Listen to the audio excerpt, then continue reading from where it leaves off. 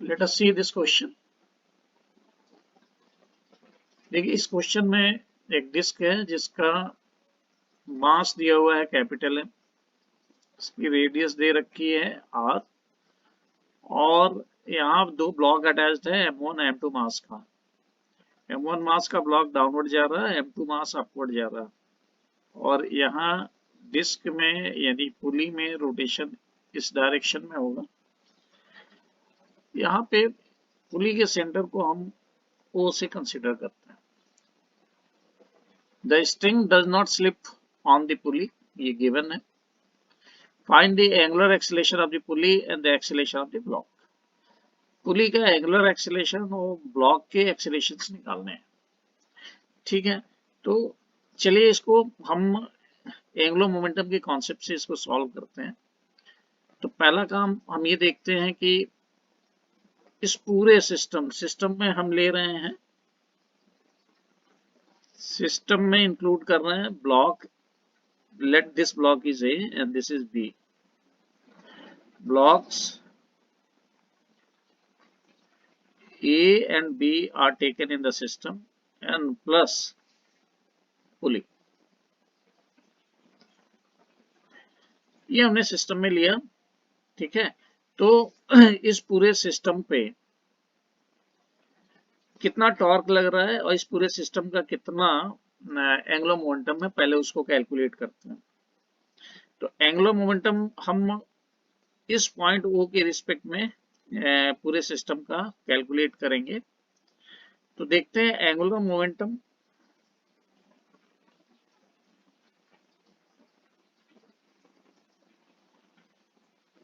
Of the system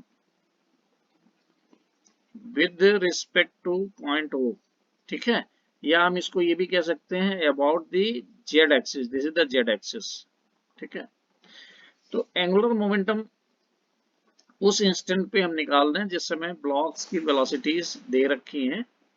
block ए नीचे जा रहा है, ब्लॉक बी ऊपर जा रहा है और पुली रोटेट कर रहा है।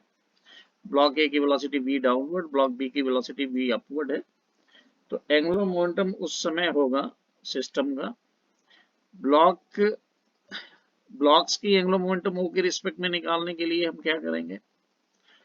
तो ये जो लीनियर मोमेंटम हुआ ब्लॉक ए का वो होगा M1 into V, and perpendicular distance from O ये होगा R, ठीक है। तो M1B इंटू R।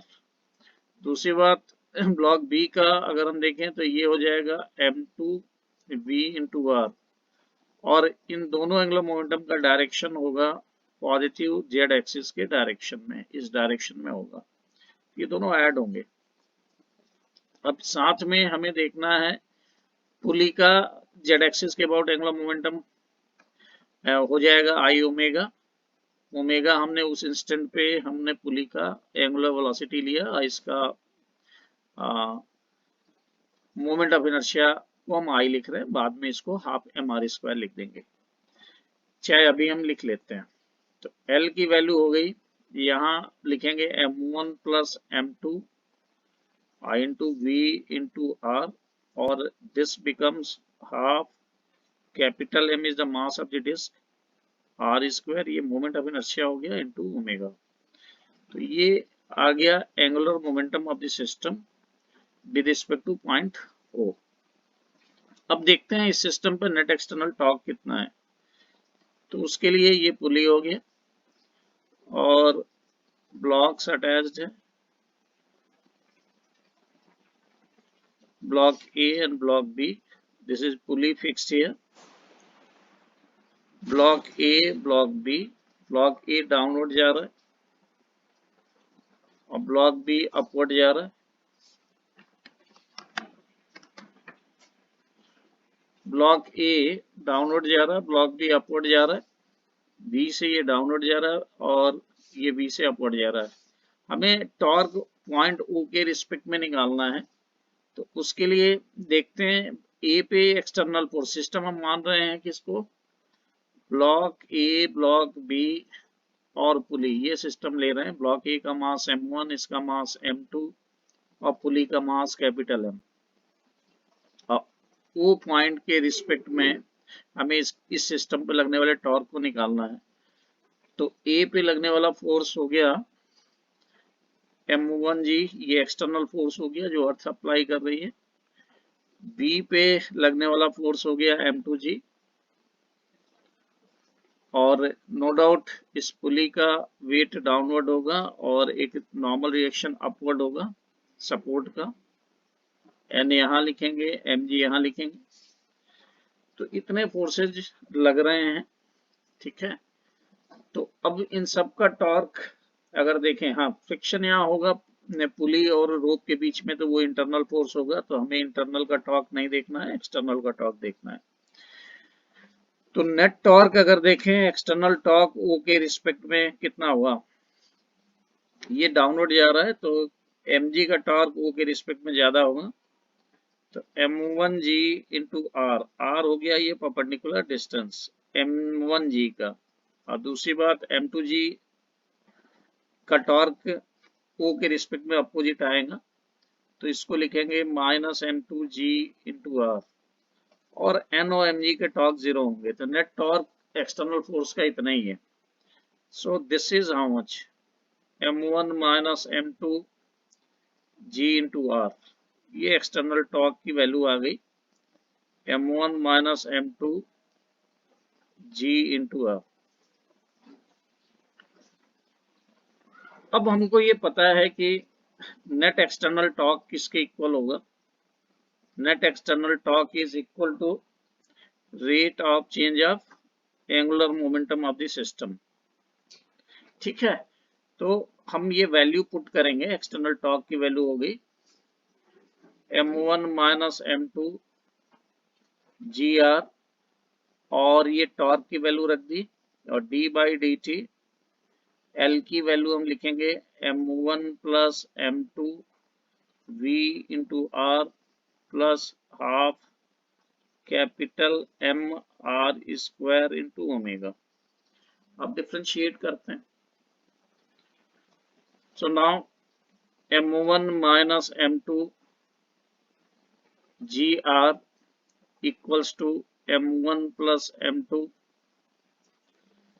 r, ये इतना पोर्शन कांस्टेंट है, dB बाई dr को हम a लिख लेंगे, ये एक्सेलरेशन का मैग्नीट्यूड हो जाएगा इंडिविजुअल ब्लॉक्स का, और plus half M R square को कांस्टेंट मानते हुए बाहर कर लिया, D omega by D T आएगा, ये अल्फा हो जाएगा। तो ये डिफरेंशिएट करने के बाद आपके पास ये रिजल्ट आया। अब यहाँ चूंकि एक कंडीशन दे रखी है कि स्ट्रिंग पुली के ऊपर स्लिप नहीं कर रही है, तो हम क्या लिख सकते हैं, ए इक्वल्स अल्फा आर लिख सकते हैं। अल्फा की वैल्यू यहाँ पे हम निकाल सकते हैं ए बाई आर, इस वैल्यू को इस इक्वेशन में पुट करेंगे, हमारा इक्वेशन आएगा m1 minus m2 gr equals m1 plus m2 into R into A plus half capital m r square, this is capital M r square a by R, r से r cancel हो जाएगा, और r से r cancel हो गया, both side से further r कैंसिल कर सकते हो, तो ये भी r कैंसिल हो गया। So what is remaining here, m1 minus m2 into g equals m1 plus m2 into a plus 1 by 2 m into a. A can be taken common, so m1 minus m2 into g, or a is taken out, then m1 plus m2 plus half m is here. So finally हम acceleration निकाल लेंगे, that is m1 minus m2 into g and divided by m1 plus m2 plus 1 by 2 m, ये acceleration हमारा निकल गया। ये individual blocks का acceleration है, ये हमने निकाल दिया। अब रही बात, हमें अगर एंगुलर एक्सेलरेशन निकालना है पुली का, तो वो सिंपल है, ए की वैल्यू हो गई alpha into r, so alpha की वैल्यू हो जाएगी a by r, and this gives you m1 minus m2 g by m1 plus m2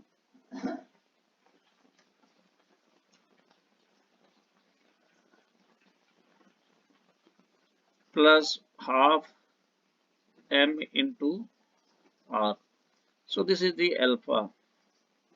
Alpha is m1 minus m2 g by m1 plus m2 plus half m into r is the alpha.